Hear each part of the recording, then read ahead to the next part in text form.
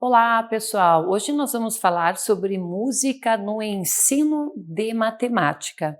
Bom, os conhecimentos matemáticos são úteis até para as atividades mais corriqueiras.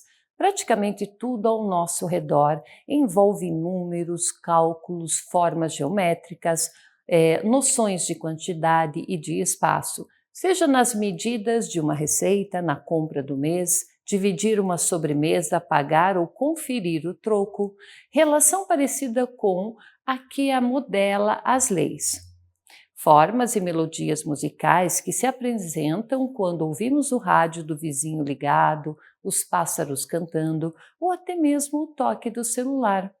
Temos assim uma combinação que pode tanto alargar as experiências musicais quanto contribuir para a superação do estigma de que a matemática é impossível de compreender para boa parcela da população. Muitos ignoram o fato de que há arte na matemática e vice-versa, afinal, uma se apresenta como fria, calculista e sem sentimentos, enquanto a outra é colorida, expressa emoções e sensações, parecendo até uma contraposição entre a razão e a emoção. No entanto, essa separação excludente não é real. Há uma sintonia entre essas duas teorias. A música não traz consigo apenas o potencial de expressão da arte, mas também os saberes da ciência, principalmente envolvendo a física e a matemática. Olha só, pessoal, o surgimento histórico, a matemática e também a música aparecem na história desde os primórdios dos tempos, porém separadamente.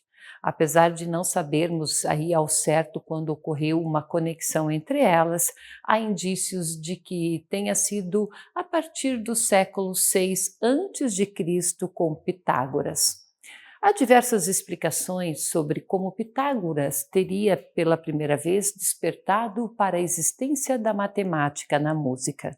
Alguns historiadores eles acreditam que foi quando ele passou por uma oficina onde eram batidos ali 5 martelos numa bigorna, ouvindo a qualidade de som e harmonia.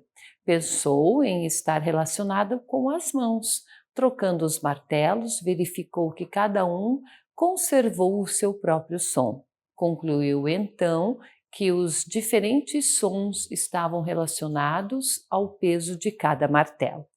Outros historiadores contam que Pitágoras teria golpeado uma urna cheia de água com um martelo. Depois ele reduziu a água pela metade e martelou novamente, e assim sucessivamente, observando que o som variava conforme a quantidade de água, ok?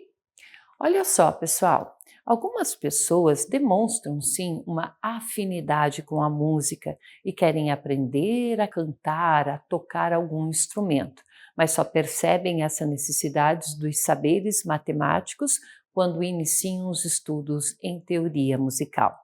E nesse momento, a relação da sinergia entre essas duas áreas pode despertar o prazer pela matemática, ok?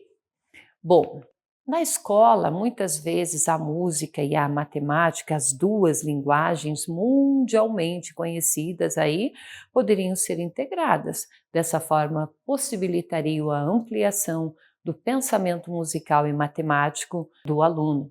Favoreceria o aprendizado de alguns alunos que têm chegado aí ao ensino médio com dificuldades em conceitos bases como a multiplicação, a divisão, a fração, número na forma decimal. Mas ela ainda se mantém distante, talvez pela falta realmente de professores que dominam aí a teoria musical, principalmente os de matemática, dificultando, claro, a integração e seu uso como um instrumento educacional e pedagógico. Existem ainda a possibilidade de trabalharmos a matemática, ela atrelada aí ao processo de produção de sons em instrumentos de cordas, de tubo, inserida então no contexto do ensino da acústica. E desse modo, a física aliada à matemática e à teoria musical, ela iria potencializar conceitos normalmente trabalhados nos anos finais do ensino fundamental e também do ensino médio, ok?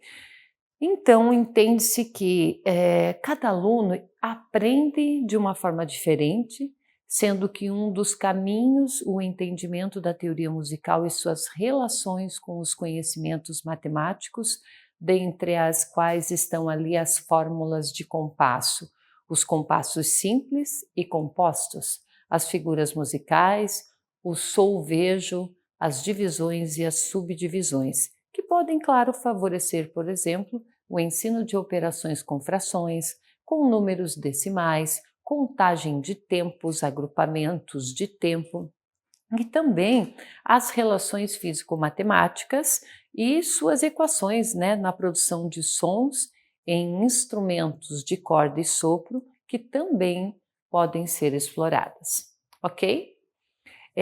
Pessoal, nesse caso, música então como um privilégio.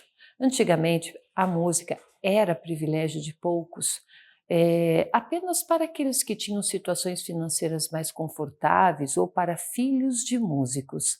Hoje, existe uma grande facilidade para aprender música, seja cantando ou tocando. A maioria das crianças já chega no ensino médio ali, com alguma noção de música, sendo ela de interesse de muitos. Enquanto a matemática, normalmente, ela é deixada de lado pela maioria dos alunos, até pela dificuldade de compreensão da disciplina, ok? Essas noções aí prévias, né, e essa questão da afinidade que os alunos possuem com a música são os fatores que possibilitam aí tornar a matemática agradável, tornar a matemática interessante para os educandos e possivelmente as principais vantagens de se trabalhar a matemática através da música, ok? Por hoje é só, pessoal, e até mais!